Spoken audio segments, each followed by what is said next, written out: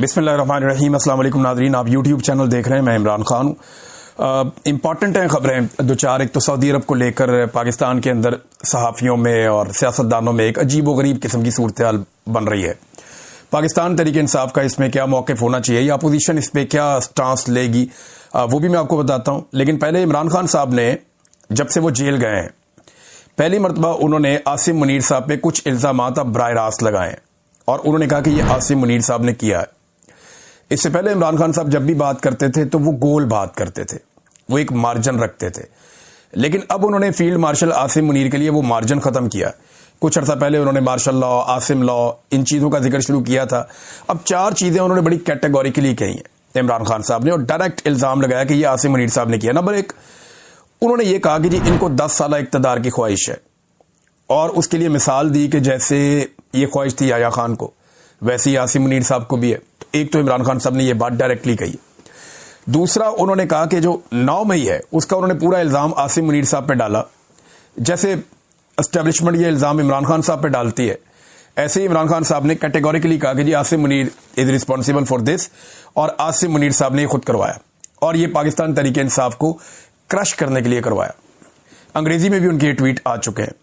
Number 3, mandate چوری کی ذمہ داری عمران خان صاحب نے ڈائریکٹلی ڈال دی ہے کہ مینڈیٹ چوری کیا گیا اور اس کے پیچھے بھی یہی ہے. تو یہ بھی عمران خان صاحب نے ڈائریکٹلی ایک الزام. اور چوتھا جو ہے, اور یہ تینوں چیزیں الزام کیا ہے, ساری دنیا حقیقت جانتی ہے. بعض لوگ بول نہیں سکتے, بعض لوگ بات کر نہیں سکتے, لیکن حقیقت تو سارے ہی جانتے ہیں کہ ملٹری اسٹیبلشمنٹ نے کیا کیا عمران خان صاحب کے ساتھ, اور اس میں جو پیش ہیں وہ آرمی چیف ہی ہیں, انہی کے فیصلے چلتے ہیں. نمبر 4 جو ہے, فوج کو ذاتی مقصد کے لیے استعمال کرنا. یہ عمران خان صاحب نے بڑا اہم نقطہ اٹھایا کہ فوج کے کندھے کو استعمال کیا جاتا ہے ذاتی خواہشات کی تکمیل کے لیے, اپنے اقتدار کو لمبا کرنے کے لیے. اور یہ یحییٰ خان نے بھی کیا تھا. تو عمران خان صاحب نے وہ اگزامپلز کوٹ کی ہیں, اور ان کے ٹویٹ کے اندر یہ چیزیں بڑی وضاحت کے ساتھ سمپل کر کے انہوں نے سامنے رکھ دی. تو یہ پہلی بار عمران خان صاحب اتنا کلیئرلی آ رہے ہیں عاصم منیر صاحب کے بارے میں. تو کیا عمران خان صاحب جیل سے ایک فائنل راؤنڈ شروع کر چکے ہیں؟ نہ صرف عاصم منیر کو واضح پیغام دیا عمران خان صاحب نے, بلکہ چیف جسٹس پاکستان جسٹس یحییٰ افریدی کے لیے بھی ایک لیٹر لکھا, جو عمران خان صاحب کی بہن علیمہ خان لے کر نکلی, اور انہوں نے کوشش کی سپریم کورٹ میں کہ وہ چیف جسٹس کے چیمبر میں جائیں اور جا کر وہ لیٹر چیف جسٹس کے حوالے کریں. لیکن وہاں انتظامیہ نے روک دیا. انہوں نے کہا جی آپ نہیں جا سکتے, جب تک کہ رجسٹرار آفس سے اجازت نہیں ملتی آپ نہیں جا سکتے. انہوں نے کہا جی عمران خان صاحب کا خط ہے. لطیف کوزہ صاحب نے کہا جی ایک سائلہ ہے, سائل ہے, تو وہ اگر چیف جسٹس کے بعد جانا چاہیں تو آپ جانے دیں, خط دینا انہوں نے. تو اس پہ انہیں روک دیا گیا. لیکن خط میں آپ کو بتا دیتا ہوں, یہ اس کا اردو ٹرانسلیشن ہے جو یحییٰ افریدی صاحب کو عمران خان صاحب نے خط لکھا. خط یہ ہے, میں آپ کو صرف 31 کلومیٹر کے فاصلے سے لکھ رہا ہوں, مگر سپریم کورٹ کے دروازے میرے اور میری اہلیہ کے لیے بند ہیں. 772 دنوں سے زائد ایک 9/11 کے پنجرے نما سیل میں زبردستی کی خاموشی, تنہائی اور دنیا سے کٹاؤ کے قید خانے میں مسلسل تنہائی کی قید کا سامنا کر رہا ہوں. میرے خلاف 300 سے زائد بے سروپا, جھوٹے اور سیاسی بنیادوں پر قائم کیے گئے مقدمات کھولے گئے ہیں. پاکستان نے کبھی ایسا ظلم نہیں دیکھا جو مجھ پر, میرے خاندان اور دنیا بھر میں میرے حامیوں پر ڈھایا جا رہا ہے. مجھے اخبارات اور کتابوں تک کی رسائی سے محروم رکھا گیا ہے. وکلا اور اہل خانہ سے ملاقاتیں ایک شخص جنرل عاصم منیر کی خواہشات اور مرضی کے مطابق کبھی کرائی جاتی ہیں اور کبھی منسوخ کر دی جاتی ہیں. میرے بیٹوں کو اپنے والد سے فون پر بات کرنے کے بنیادی حق سے بھی محروم کر دیا گیا ہے. سیاسی کارکنوں کو مجھ سے ملنے کی اجازت بالکل نہیں ہے.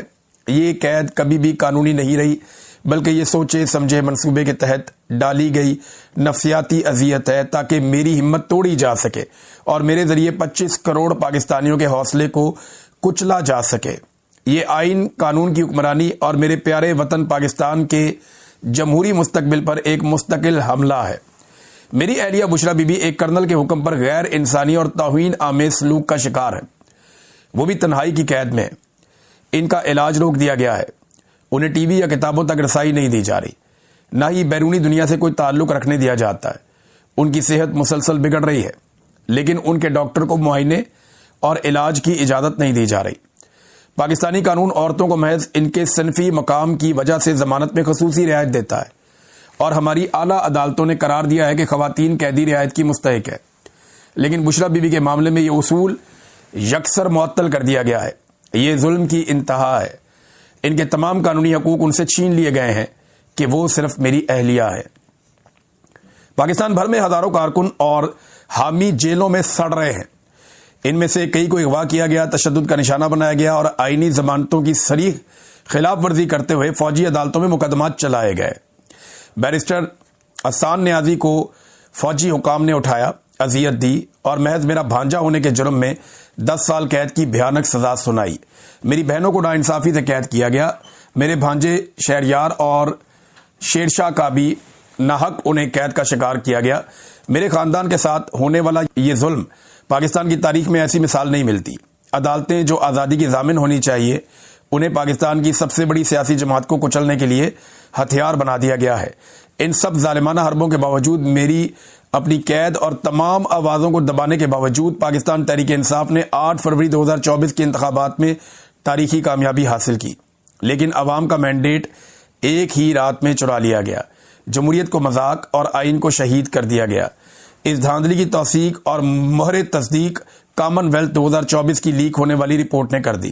نام نہاد 26ویں آئینی ترمیم کو اس انتخابی ڈکیتی کو قانونی جواز دینے کے لیے استعمال کیا گیا، جبکہ اس کے خلاف دائر درخواستیں آج بھی آپ کی عدالت میں التوا کا شکار ہے. اب 26ویں آئینی ترمیم کے بینیفیشری ہیں یہ چیف جسٹس، اور عمران خان صاحب اسی چیف جسٹس کو 26ویں آئینی ترمیم کے بارے میں لکھ رہے ہیں. دیکھیں نا کیسی پاکستان کی بدقسمتی ہے کہ جو 26ویں آئینی ترمیم کا بینیفیشری ہے وہ کیسے 26ویں آئینی ترمیم کے خلاف درخواست لگنے دے گا. پورا نظام جکڑ کے اسٹیبلشمنٹ نے ارغوال بنا لیا ہے، لیکن عمران خان صاحب پھر بھی یہ دروازہ کٹکھٹا رہے ہیں، اس دیوار کے ساتھ سر مار رہے ہیں کہ میں یہاں سے انصاف حاصل کروں گا. اسلام آباد ہائی کورٹ کے مشکوک رویے کے تحت اس کے چیف جسٹس سرفراز ڈوگر نے جان بوجھ کر میرے القادر ٹرسٹ اور توشہ خانہ ریویژن مقدمات کو سماعت کے لیے مقرر نہیں کیا.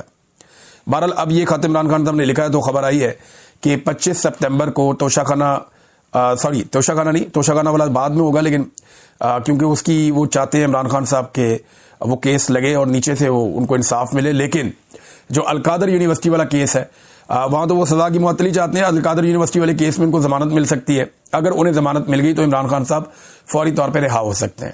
لیکن دیکھیں طریقہ واردات کیا ہے کہ القادر والا کیس تب سنا جائے گا جب توشہ خانہ 2 کے اندر سزا ہو جائے گی.